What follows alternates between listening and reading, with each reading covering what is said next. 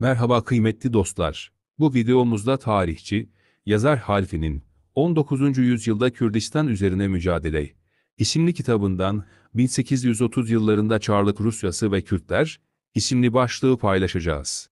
Lütfen kanalımızı beğenip süper teşekkür yorumu ve katıl ile küçük de olsa katkıda bulunun. Hazırsanız başlıyoruz. 19. yüzyılın başlarına kadar Rusya, Kürdistan'a İngiltere'nin verdiği önemi göstermiyordu. Rusya, tarihin bu devrelerinde Osmanlı ve İran devletleri ile kurduğu normal ekonomik ilişkiler ile yetiniyordu. Bu iki devlete de komşu olması bakımından ulaşım yolları da Rusya için bir güçlük getirmiyordu.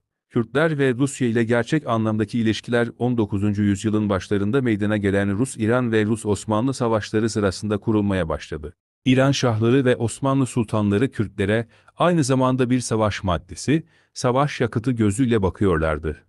Gerek kendi aralarında meydana gelen savaşlarda ve gerekse Rusya ile yaptıkları savaşlarda Kürtlerin savaş yeteneklerinden yeterince yararlanıyorlardı. Bir takım hediyeler ve savaşta elde edilecek ganimetlerden büyük paylar vaat ederek, aldattıkları aşiret reisleri ve şeyhler, onların bu yoldaki işlerini kolaylaştırıyorlardı. Bu durumlar çoğu defa iki aşiretin arasının açılmasına ve birbirlerini kırıp bitirmelerine de neden oluyordu. Dolayısıyla kurulması gereken birlik bir türlü gerçekleşemiyordu. 1804 yılında Rusya ve İran arasında savaş başladı. Aynı yılın 24. Temmuz'unda Gürcistan Emiri Gigiyanov, Erivan Hanlığı'nda bulunan göçebe Kürt aşiret reislerinden Hüseyin Ağa'ya bir mektup gönderdi. Bu sırada Erivan, Rus kuvvetleri tarafından kuşatılmıştı. Hüseyin Ağa'ya bağlı Kürt aşiretleri İran kuvvetleri safında Ruslara karşı savaşıyordu. Gigiyanov mektubunda Hüseyin Ağa'ya kendi taraflarına geçmelerini ve Rus vatandaşlığını kabul etmelerini teklif ediyordu. Gerek askerlerin, gerekse kumandanların bütün yetki ve haklarının tanınacağını da sözlerine ekliyordu. Hüseyin Ağa bu öneriye cevap vermedi. Fakat kuvvetlerini Erivan'dan çekti. Bundan sonra da Rus askeri kumandanları tarafından Kürt aşiretlerinin kendi taraflarına dönmelerini sağlamak için girişilen gayretler başarısızlığa uğradı. Tersine Kürtler, İranlılar ile birlikte Ruslara karşı çarpışmaya devam ettiler.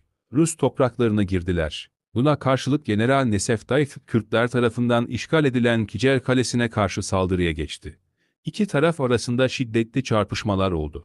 Rus yöneticileri Kürtler ile anlaşma ve hiç olmazsa, onları bu ve bundan sonra olabilecek Rus-İran ve Rus-Osmanlı savaşlarında tarafsız tutma politikası üzerinde ısrar etmeyi, durumlarına uygun buldukları için tekrar girişime geçtiler. Afgiyanov, Kürtlere karşı izlenecek politikayı şu şekilde kaleme aldı. Kürt reisleri, aşiretleri üzerindeki bütün hak ve imtiyazlarını koruyarak kendilerine bağlı olanlarla birlikte Rus vatandaşlığına geçmekte serbesttirler. Vatandaşlığa geçmeyip, göçebe gezmek isteyen aşiretlerin aleyhine Rus hükümeti tarafından herhangi bir kötü davranışta bulunulmayacak. Ancak bunlar soygunculuk ve talan gibi suçlara girişecek olurlarsa şiddetle cezalandırılacaklardır. Bunun üzerine savaşın sonucunda bazı aşiretlerin Rus vatandaşlığına geçtikleri ve Karabağ Hanlığı'nda yerleştikleri görüldü. Rus-İran savaşlarında Kürtler, İran lehine Ruslara zarar verdiler. Osmanlı-Rus savaşlarında da aynı rolü oynadılar.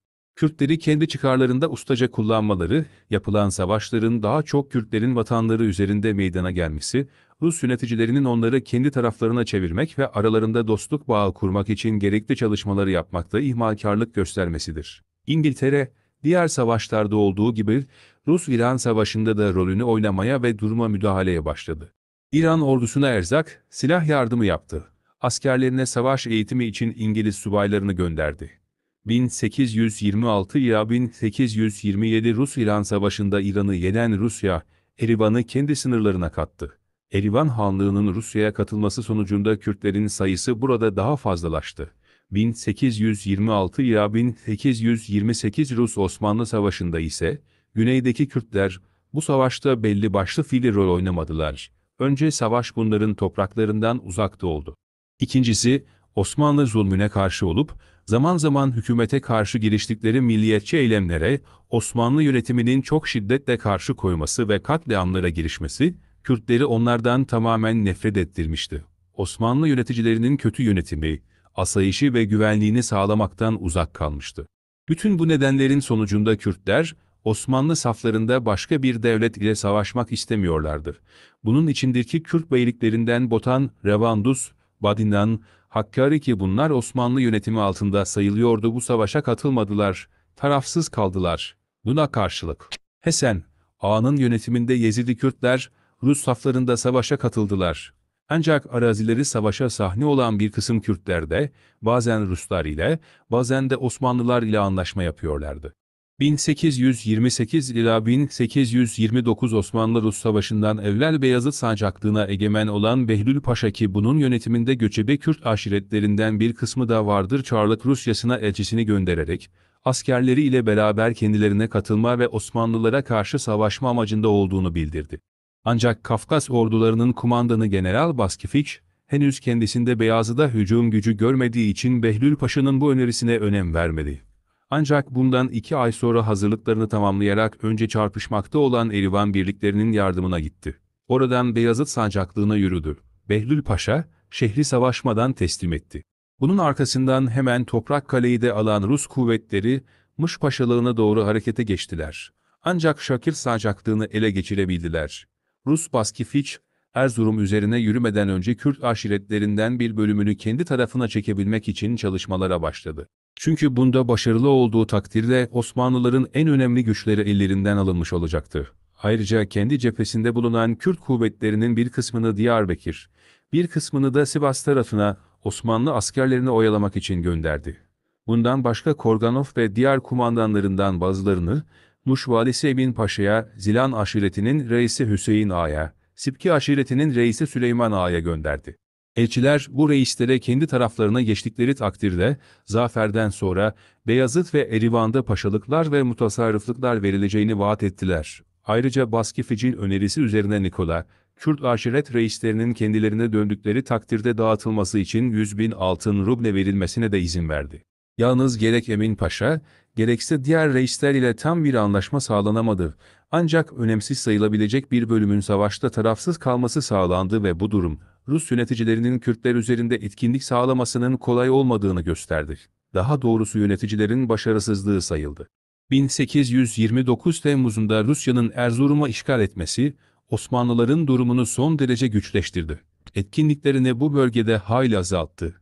Kumandan Leyman yönetimindeki kuvvetler, Muş yolu üzerine düşen Hınıs Kalesi'ni de kısa süre içerisinde teslim aldılar. Bunun üzerine Muş hakimi Emin Paşa ve emrindeki diğer Kürt aşiretleri, Ruslara karşı düşmanca bir cephe aldılar. Bazı Kürt aşiretleri de Osmanlıların safında yer aldılar. Kürtlerin bu savaşta durumları tedirgin olmaya yüz tutmuştu. Sultan, onların dini duygularını galeyana getirmek ve soruna bir kafir-Müslüman çatışması süsü vermek yolunu tutmuştu. Kürtlerden dini duyguları kuvvetli olmayanlar, bu teşviklerin etkisinde kalmıyorlardı. Osmanlı İmparatorluğu uğruna can vermelerinin hiçbir yararı olmadığını biliyorlardı. Şu kadar ki, ortada arazilerini, namuslarını, mallarını ayak altında kalmaktan korumak zorunluluğu doğunca, ister istemez savaşa giriyorlardı. Bunun içindir ki, Muş valisi Emin Paşa'nın yönetiminde olmayan Hasanlı, Zerganlı, Beylikli ve Cibranlı aşiretleri, Leyman'ın işgal ettiği Hınıs Kalesi'ni geri aldılar ve onu Göri köyüne çekilmek zorunda bıraktılar. Olayları dikkatle izleyen Emin Paşa ise, Hınıs Kalesi'ndeki erzakları almak için çalışıyordu.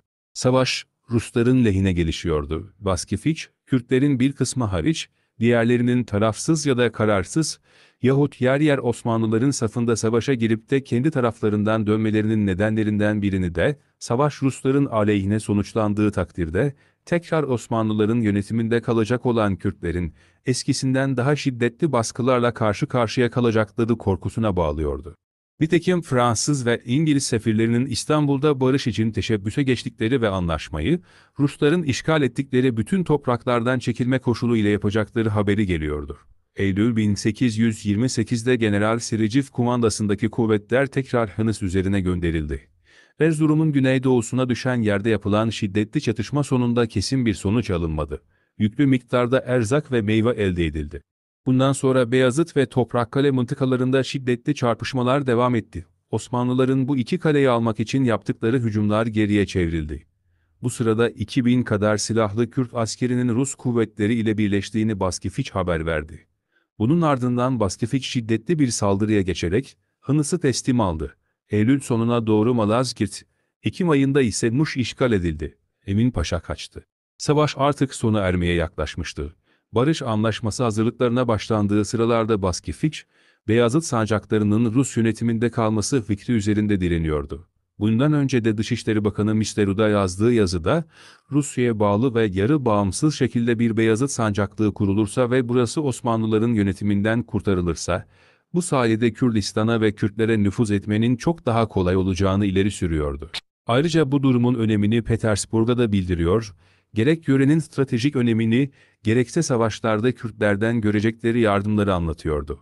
Ne var ki, yapılan anlaşmada Rusların bu isteği kabul edilmedi. Ruslar işgal ettikleri yerlerden kuvvetlerini çektiler. Rusya'nın gerek İran, gerekse Osmanlılar ile yaptığı savaşlarda, Kürtlerin ne İran ve ne de Osmanlılar için içten gelen bir yardım yapmadıkları ve giriştikleri hareketlerde, ancak kendi mülkünü ve varlığını koruduğu gerçeği ortaya çıkıyordu. Kürtler, kendilerini Osmanlı İmparatorluğu'nda sultanın, İran'da ise şahın garip bir kuyruğu halinde hissediyorlardı. Gittikçe bu iki devlete, özellikle Osmanlı yönetimine karşı mücadele hırsları ve kuvvetleri artıyordu ki, bunun örneği Revanduz ihtilalidir.